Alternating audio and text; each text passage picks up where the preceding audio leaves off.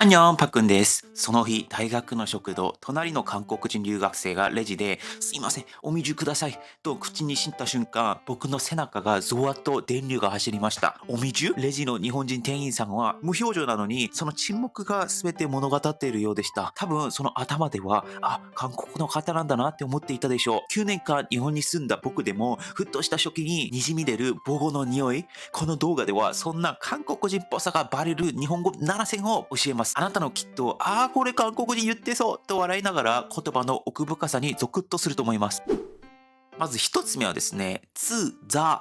の発音が苦手というところですね。日本に来たばかりの頃、僕はコンビニで堂々とこう言ってました。ありがとうございます。自分では完璧なザを発音したつもりですが、でもレジの人の眉毛はピクリと動いていたかもしれないですね。0.2秒の沈黙があったかもしれないですね。つくばに行きたいと、駅員さんに聞くときも、つくばに行きたいですとかなったりとか、なぜかアニメのキャラみたいな校長になってしまうんですね。というのも、韓国には「つ」に当たる音がなく、破裂音を出す筋肉が育っていないんですよ。だから、無意識のうちにチューとか10に近づくんですよね。ザ、ズ、ツとかも同じで、全然大丈夫とか、気づいたとか、気づけばなんか可愛い系の響きになってしまって、友達には赤ちゃんみたいでいいじゃんと笑われたりとかもしていました。バカにはしていないです。それでも今はこのズレを文化の香りだと思うようになりました。僕の声には韓国という母語の影がちゃんと残っている。それは下手さとかじゃなくて、僕のルーツを示しているかもしれないですね。で、二つ目の話はですね、超音が苦手というところです。次の難関は超音でして、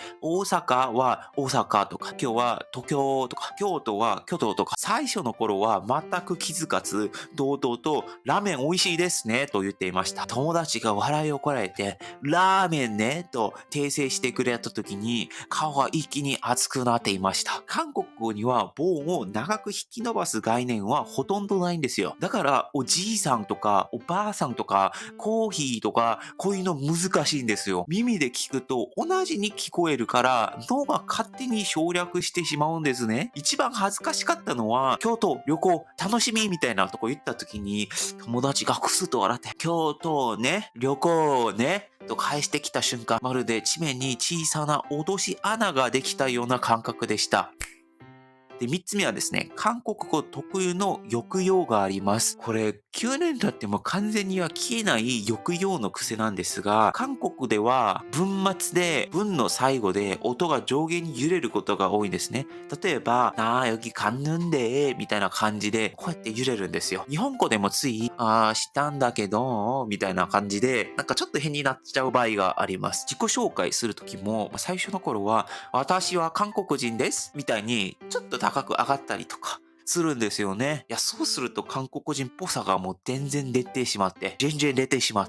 困るんですよね。直そうと思えばできますが、感情が乗ると自然に出てしまう。これはもう言葉というより呼吸のリズムですよね。日本語に完全に馴染ませるように、この揺れを自分らしさとして残した方が会話に温度が出るような気がします。僕の声の波はきっと一生韓国の海風を運び続けるんだと思います。で4問目、相槌の仕方ですね。日本に来て最初に驚いたのは日本人の相槌の間の静けさ。韓国では会話の熱を保つために相手の会話をテンポよく、おーみたいな感じになるんですね。でも日本の相槌はちょっと違う。とか、短くて静かでみたいな感じですよね。僕はその差を知らずに、最初の頃は授業中とかも、バイト中とかも、なんか話している時も、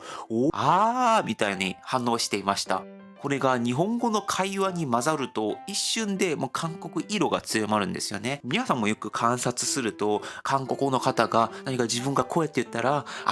それ、わかるみたいな感じで出ていると思います。これは自分としては気づいてないんですよね。これが当たり前なうなずき方だと思っているので、そう思っていますが、実際は国ごとにこれも違うというのがありますね。僕は日本人と話すときには、とか言わないんですけれども、韓国人と話すときは、いや、そうだったのみたいな感じで言うときがあって、なんかレベルのとても低い大谷さんみたいな、こうやって二刀流で僕は生きています。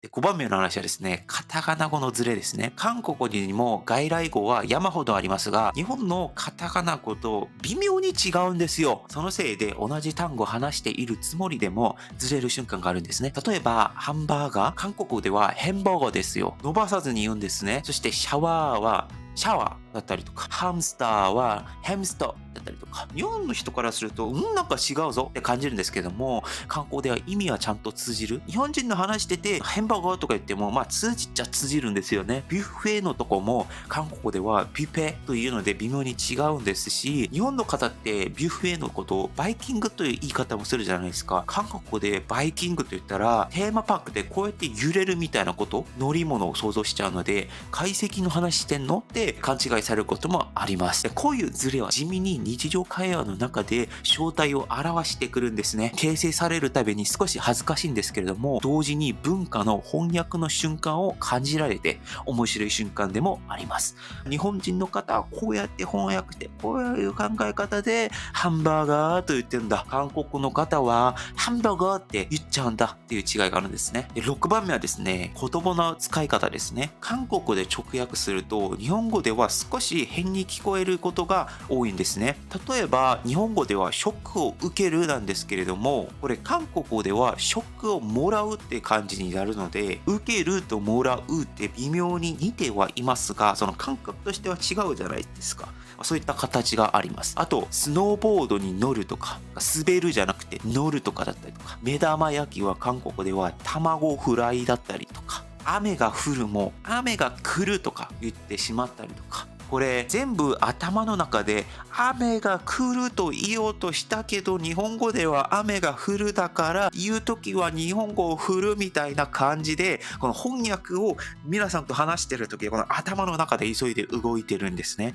でもたまにミスも出てくる場合があって、これ韓国語でしか使わない使い方なんだ、言い方なんだと困ってしまう場合もあります。今はもう笑い話として使えますが、昔はこういうの訂正されると恥ずかしいと思ったりとかしていましたね。でもこれこそが僕のルーツを表していることかもしれません。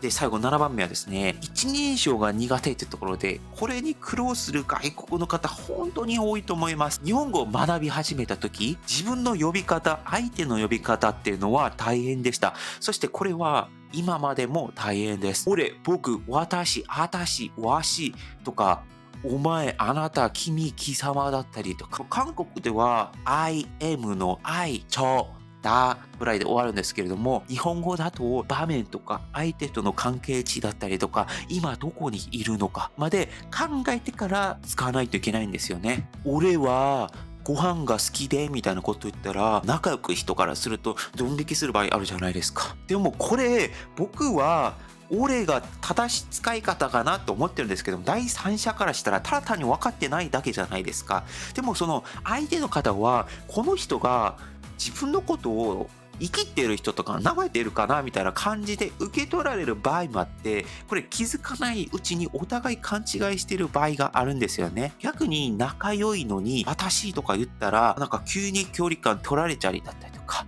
これ正解が難しくて公式がないんですよね。これ難しいですね。で、相手の呼び方も難しくて、パクさんとか下の名前とかもあるし、あなたとかもあるし、君はとかもあるし、みたいな感じで、僕って今なんて呼ばれていて、これは相手の方はどういった感情で使われてるのかなみたいなかまで考えないといけないんですよね。こういうことを一つ一つ学習しながら、最近はちょっとずつ話せるようになりました。この切り替えができるようになって、やっと日本社会のファーストステップを踏んだ、ファーストスキルを学んだ気がしたんですね。言葉はですね、ただのルーツというのもありますが、社会の中で自分を演じる衣装なんだなと実感しました。最後に伝えたいことあります。僕、韓国から日本に来て9年ぐらい経ってます。東京大学で勉強して、就活もして、バイトもして、日本人彼女ができて、彼女の親の方々も会ってきました。でも、日本生活、いくら頑張ってもネイティブな日本語にはならなくてですね、ね、